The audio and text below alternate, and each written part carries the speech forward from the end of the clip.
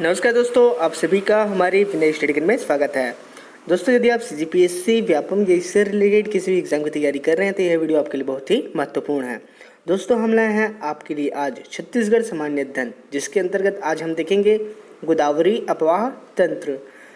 दोस्तों, यदि आपने और हमारे इससे पूर्व जो अपलोड किए हुए वीडियो अगर देखे नहीं हैं तो जाकर देख सकते हैं। ठीक है दोस्तों, यदि आप हमारे चैनल पर नए आए हैं तो हमारे चैनल को सब्सक्राइब कर लीजिएगा, बेल का आइकन प्रेस कर दीजिएगा ताकि आने वाले हमारे जितने भी और नए वीडियो हैं उनका नोटिफिकेशन जो है आप तक पहुंचता रहे। तो दोस्तों, आज हम देखेंगे गोदावरी अपवाह तंत्र। दोस्तों, गोदावरी अपवाह तंत्र। गोदावरी नदी महाराष्ट्र के नासिक जिले से त्र्यंबक की पहाड़ी से निकलती है।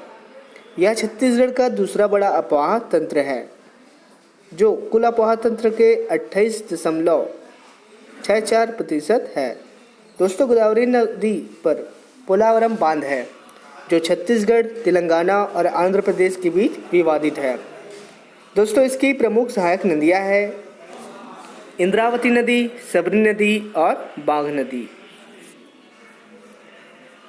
ध्यान देखिए दोस्तों, इसकी सहायक नदियां हैं इंद्रावती नदी, सबरी नदी और बाघ नदी।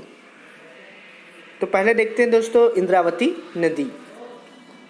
दोस्तों, इंद्रावती नदी को बस्तर की झींगा रेखा कहा जाता है और इंद्रावती नदी का उद्गम उड़ीसा के कालाहांडी जिला के मुंगेर पहाड़ी से होता है।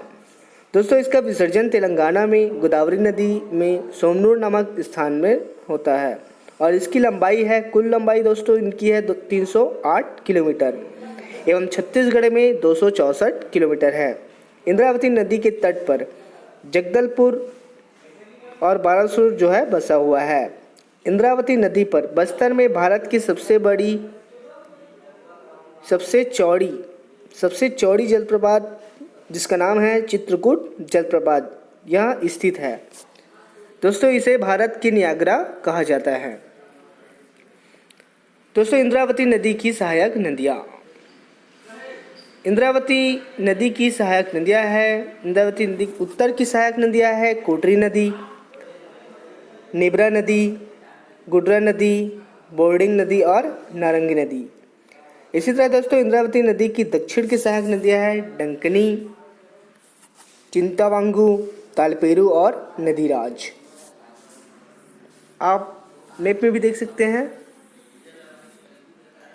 तो पहले देखते हैं दोस्तों कोटरी नदी। दोस्तों, कोटरी नदी को परलकोट नदी के नाम से भी जाना जाता है और इसका उद्गम राजनांदगांव जिले के मोहला क्षेत्र से होता है। इसकी लंबाई है 135 किलोमीटर। दोस्तों, यह नदी इंद्रावती नदी की सबसे लंबी सहायक नदी है और यह नदी राजनांदगांव, कांकेर, नारायणपुर, बीजापुर में बहती है। इसके बाद है दोस्तों नेबरा नदी। दोस्तों, इसका उद्गम नारायणपुर जिला से होता है और यह बीजापुर जिला में इंद्रावती नदी से मिल जाती है। इसी तरह दोस्तों गुडरा नदी, यह भी इनका उद्गम जो है नारायणपुर जिला से होता है तथा दंतावाड़ा के बारासूर नामक स्थान में जाकर मिल जाता है। दोस्तों, बोर्डिंग नदी का उद्गम जो है कोंडागांव जिला से होता है और यह बस्तर जिला में चित्रकूट जलप्रपात के समीप इंद्रावती नदी से जाकर मिल जाती है। दोस्तों, गुडरा नदी और बोर्डिंग नदी के संगम पर परलकोट शहर बसा हुआ है। आपने इतिहास में इनका नाम सुना ही होगा। इसके बाद है दोस्तों नारंगी नदी। दोस्तों, इसका उद्गम कोंडागांव जिला के माकड़ी पर्वत से होता है और नारंगी नदी बस्तर में जगदलपुर के समीप इंद्रावती नदी में जाकर मिल जाती है। दोस्तों, नारंगी नदी के तट पर कोंडागांव शहर बसा हुआ है। इसके बाद देखते हैं दोस्तों दक्षिण की सहायक नदियाँ। डंकनी नदी। दोस्तों, डंकनी नदी का उद्गम डांगरी क्षेत्र दंतेवाड़ा से होता है। इसका संगम बारासूर के समीप इंद्रावती नदी पर होती है और इसकी प्रमुख सहायक नदी है संकनी नदी। दोस्तों, संकनी नदी का उद्गम बैलाडीला नदीरा चोटी से होता है। संकनी नदी छत्तीसगढ़ की सबसे प्रदूषित नदी है। इसके जल में जल रक्तदाब पाया जाता है या लौह के कण। दोस्तों, इसके बाद है तालपेरू नदी। दोस्तों, तालपेरू नदी, इसका उद्गम बीजापुर जिला में होता है और यह इंद्रावती नदी में बीजापुर में ही मिल जाती है। इसके बाद दोस्तों नदीराज नदी। दोस्तों नदीराज नदी का उद्गम बीजापुर जिले में होता है और बीजापुर जिला में ही इंद्रावती नदी में जाकर मिल जाता है। दोस्तों इसके बाद है चिंतावांगू नदी। इसका भी उद्गम बीजापुर जिला में होती है और बीजापुर जिला में इंद्रावती नदी में जाकर मिल जाती है। इसके बाद देखते हैं दोस्तों सबरी नदी।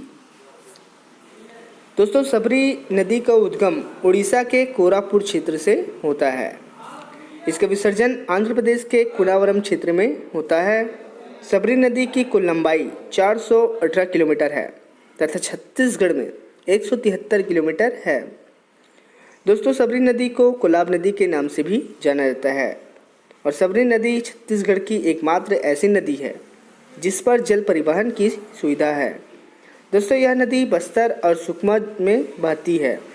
सबरी नदी के तट पर कोटा शहर बसा हुआ है और सबरी नदी पर उड़ीसा में सबरी परियोजना स्थापित किया गया है और आंध्र प्रदेश में पोलावरम परियोजना स्थापित किया गया है। दोस्तों पोलावरम जो है छत्तीसगढ़, उड़ीसा और आंध्र प्रदेश की संयुक्त परियोजना है। अब देखते हैं दोस्तों सबरी नदी की सहायक नदियाँ। तो सबसे पहले देखते हैं दोस्तों कांकेर नदी। दोस्तों कांकेर नदी का उद्गम बस्तर जिला में होता है और बस्तर जिला में सबरी नदी पर जाकर मिल जाता है। कांकेर नदी की सहायक नदी है मुनगाबहार नदी। दोस्तों इसी मुनगाबहार नदी पर तीरथगढ़ जलप्रपात स्थित है जो सबसे ऊंचा जलप्रपात है। उसके बाद है दोस्तों मालेगार नदी।